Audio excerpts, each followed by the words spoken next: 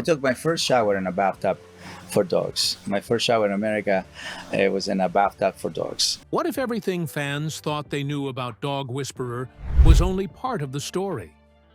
For years, Cesar Millan built an image as the man who could fix any dog. But behind the cameras, there were moments, controversies, and surprising truths that many viewers never noticed. What really happened when the cameras stopped rolling? And which behind-the-scenes secrets did even longtime fans completely miss? Join us as we uncover the untold stories, shocking controversies, and little-known moments that reveal a side of Cesar Millan and Dog Whisperer that most fans never figured out. What the cameras never showed. For every fan who praised Cesar Millan as a miracle worker, there was a critic who called his methods dangerous. The controversy started almost as soon as the show did, and it has never fully gone away. Animal behaviorists, veterinarians, and dog trainers began publicly questioning whether Cesar's techniques were helping dogs or harming them. The entire discussion came down to a fixation on pack leadership and dominance. Cesar argues that dogs are basically wolves in your living room, and they need to feel the presence of a calm, strong pack leader to feel secure. The strategy was heavily based on physical corrections, leash pops, and quick touch techniques to achieve compliance. Predictably, critics screamed foul. The underlying science died decades ago, they said, warning that bullying an animal into submission just creates a ticking time bomb of fear and aggression. Even the American Veterinary Society of Animal Behavior joined in with official warnings that it is counterproductive to treat a pet like a prisoner, and it is a great way to get someone bitten. It was far more than scientists debating dog psychology. A TV producer claimed in 2006 that his dog was injured at Cesar's training center after being placed on a treadmill with a choke collar. The lawsuit was settled. And then, in 2015, a Florida nurse sued after she was attacked and permanently disfigured by a dog that had just graduated from the center. Actually, authorities did open an animal cruelty investigation in 2016. An episode aired in a session of the show where a dog bites a pig, which immediately caused a petition of 10,000 signatures to try to cancel the series. Ultimately, the Los Angeles District Attorney dropped the investigation for lack of evidence, clearing the operation. The biggest explosion hit in 2021 when a gymnast named Lydia Mattis filed a massive lawsuit. The paperwork claimed that back in 2017, when Mattis was a minor and a rising star in competitive gymnastics, Cesar's star Pitbull Jr. brutally attacked her. The details got even crazier from there. The lawsuit also alleged that the same dog had previously unalived one of Queen Latifah's dogs. According to the filing, Cesar covered up the entire incident by telling the singer that a car had hit her pet instead. Cesar denied everything and called the claims completely inaccurate. The legal battle eventually disappeared into a private settlement, meaning the actual terms stayed hidden behind closed doors. Blaming a dog attack on an imaginary hit and run is certainly a bold strategy for a celebrity pet guru. It turns out the damage control at that training center involved a lot more fiction than anyone realized. The dog that broke him. The darkest chapter of Cesar Millan's life connects directly to a dog named Daddy. The American Pit Bull Terrier started as a 4-month-old puppy that the rapper Redman quickly dumped on Cesar because the animal was completely unmanageable. Somehow, the dog turned into the ultimate success story. The pit bull became calm, gentle, and perfectly behaved. Cesar called the animal his right-hand man and the real brain behind the operation. The dog showed up in dozens of television episodes, acting as a role model for dangerous pets and helping to fix the most broken animals on the show. Giving away a problematic puppy to a guy on television is a classic move. The dog that was too much for a rap star ended up carrying an entire reality television empire on its back. Daddy lived to the age of 16, surviving a battle with cancer along the way. He died peacefully on February 19, 2010, surrounded by family. Cesar was devastated. Daddy had been with him for nearly his entire career, and losing him felt like losing a part of himself. But the grief did not stop there. Just weeks after Daddy's death, Cesar's wife, Illusion, told him she wanted a divorce. After 16 years of marriage and 2 sons together, their relationship was over. Cesar later admitted that the two had never been truly compatible. In his own words, she was not an animal person, and he did not realize it until it was too late. The divorce and the death of the dog came one after the other and caused a total breakdown. Food seemed pointless, sleep impossible, and the weight just melted off. He became depressed, and one by one, everything around him became one big blur. By May 2010, things had gotten so bad that he tried to unalive himself by overdosing. It was a brutal contradiction, but a trip to the hospital saved him. The dude made a killing telling the public how to find balance, but his own life was completely wrecked. Reality television can't repair a broken reality once the production crew packs up and leaves. In a 2012 Nat Geo Wild documentary, Cesar opened up about that period for the first time. He described it as the lowest point he had ever reached emotionally and psychologically. He said the feeling of failure consumed him, and that nobody was putting him in that hole except himself. It was a raw and painful admission from someone who had built an entire brand on calm, assertive energy.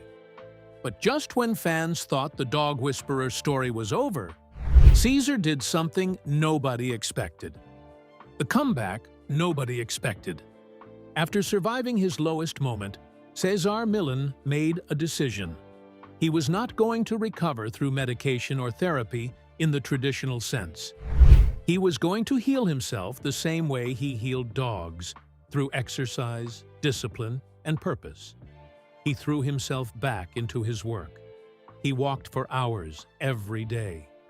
He reconnected with the dogs at his psychology center, and slowly, painfully, he began to rebuild. A stylist and actress named Jahira Dar entered the picture, eventually becoming his new partner and helping him stabilize during the recovery process. The two got engaged and later married.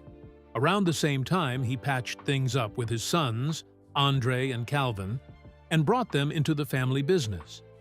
Andre even started co-hosting a television show called Dog Nation, which featured the father and son traveling around the country to deal with problematic pets and their clueless owners. Professionally, Cesar launched a new era. After Dog Whisperer ended its 9-season run in 2012, he moved to new projects. Cesar 911 debuted on Nat Geo Wild in 2014, followed by Dog Nation in 2017. But his most significant return came in 2021 with Better Human, Better Dog, also on National Geographic. The show marked a noticeable evolution in Cesar's approach. While his early work focused heavily on correcting the dog, Better Human, Better Dog put the spotlight on the owner. Cesar began emphasizing that most behavioral problems in dogs are caused by the energy and habits of the humans holding the leash. It was a subtle but important change that reflected both personal growth and a response to years of criticism. By 2024, the show had reached its 5th season and was airing on both National Geographic and Disney+. Cesar celebrated 20 years on television, a milestone he marked by saying he had been on TV for 140 dog years. His books had sold millions of copies worldwide. His social media following exceeded 21 million. He had become a 3-time Emmy-nominated television star whose programs were broadcast in more than 120 countries. The kid from Sinaloa, who once cleaned kennels for minimum wage, had become a global brand, and this time he was not taking any of it for granted. How exactly did a penniless kid from the countryside manage to turn a bunch of random stray dogs into a multi-million-dollar ticket to Hollywood? The boy they called El Perrero. Long before the cameras, the best-selling books, and the global fame, Cesar Millan was a barefoot kid on a farm in rural Sinaloa, Mexico. Born in 1969 in the city of Culiacan, Cesar grew up surrounded by animals. His grandfather, Teodoro, was a tenant farmer who worked the land with the kind of quiet discipline that would later define Cesar's entire philosophy. On that farm, Cesar learned something that most dog trainers spend decades trying to understand. He learned how to listen to animals without saying a word. The local kids had a nickname for him. They called him El Perrero, which translates roughly to the dog boy. While other children played soccer or chased each other through the streets, Cesar spent his time with the wild dogs that roamed his grandfather's property. He studied their behavior. He watched how they communicated with each other, how they established order within their groups, and how they responded to energy rather than commands. It was instinct for him. He did not need textbooks or certifications. The dogs were his teachers, and the ranch was his classroom. Growing up, Cesar was captivated by American television. He watched shows like Lassie and Rin Tin Tin, programs that featured highly trained dogs performing incredible feats alongside their human partners. Those shows planted a seed that would eventually change his life forever. He decided as a teenager that he would move to America and become the greatest dog trainer in the world.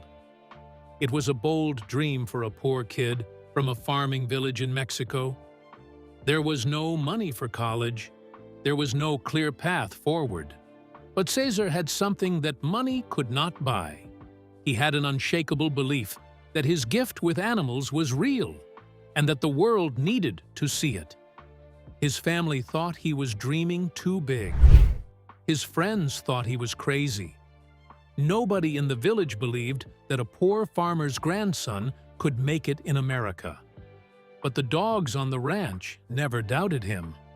They followed him everywhere, calm and trusting, as if they already knew where his journey would lead. But getting from a dusty ranch in Mexico to the bright lights of Hollywood would require the kind of risk that most people would never take: $100 and a dream.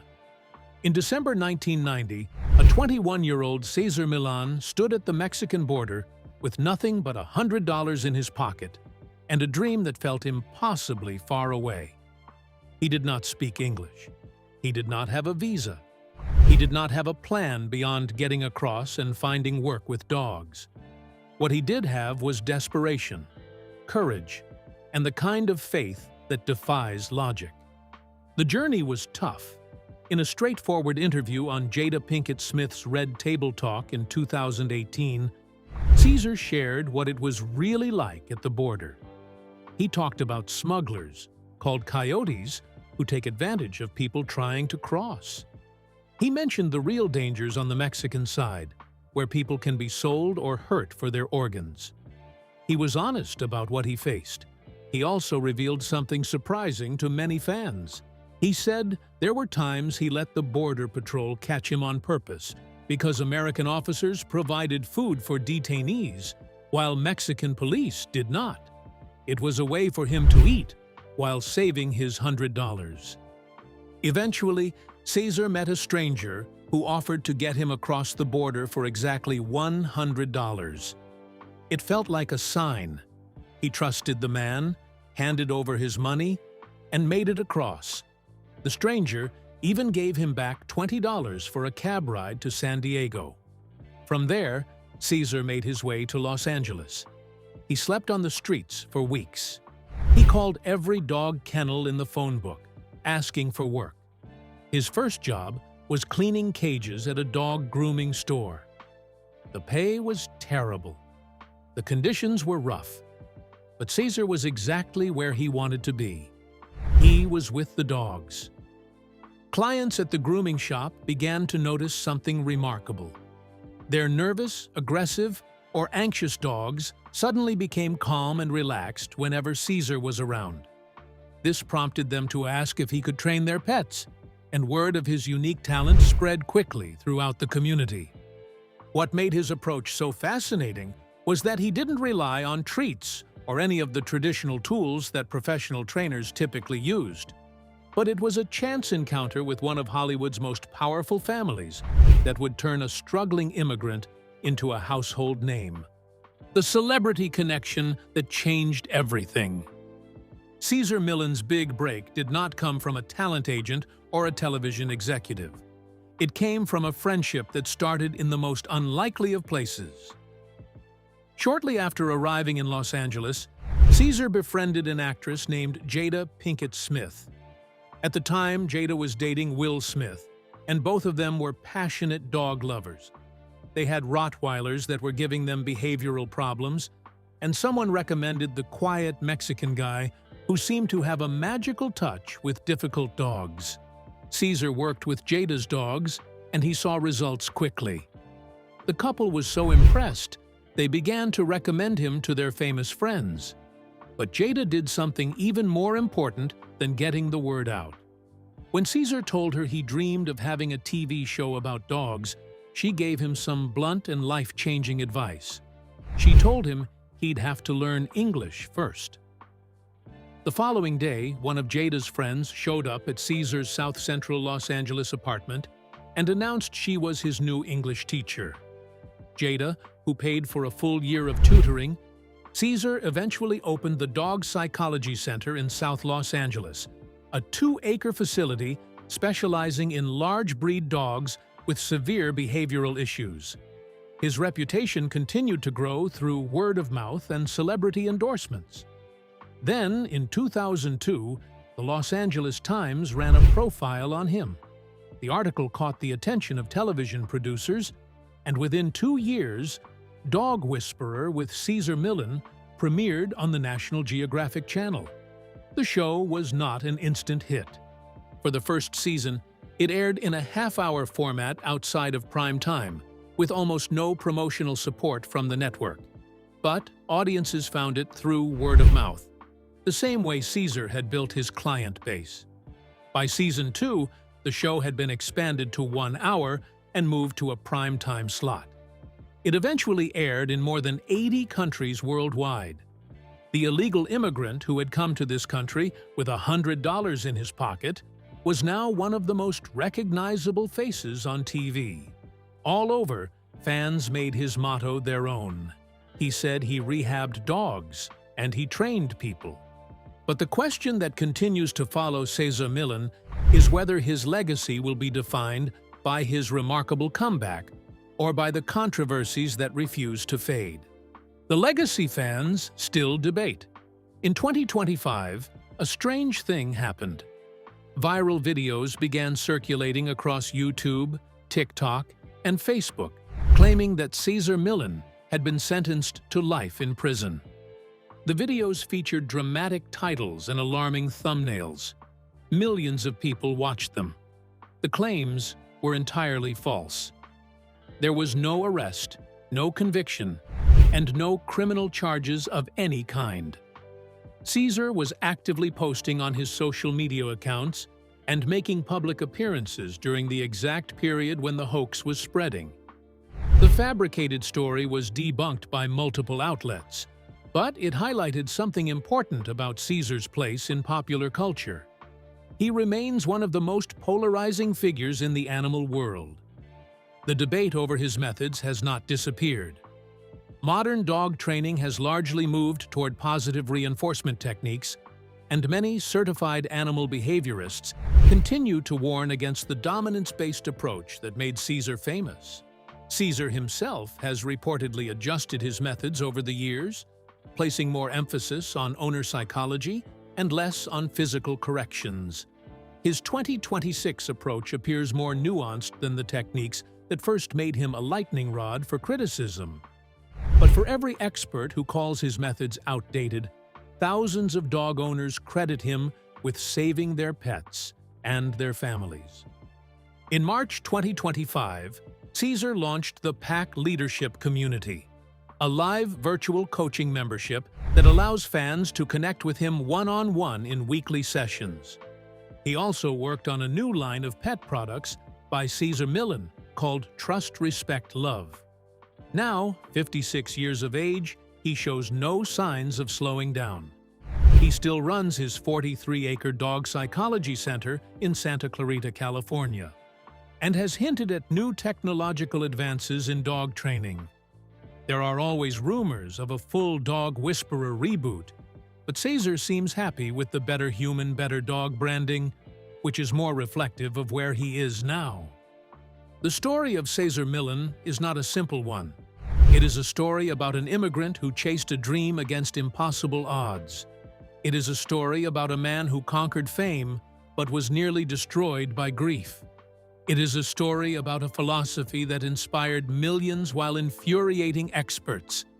And it is a story that is still being written because the Dog Whisperer is not done yet. What do you think Cesar Millan's true legacy will be? A man who transformed dog training, or a figure who divided the animal world? Share your thoughts with us in the comments section. Remember to like, share, and subscribe for more. Also, click the next video showing on your screen. You will enjoy it.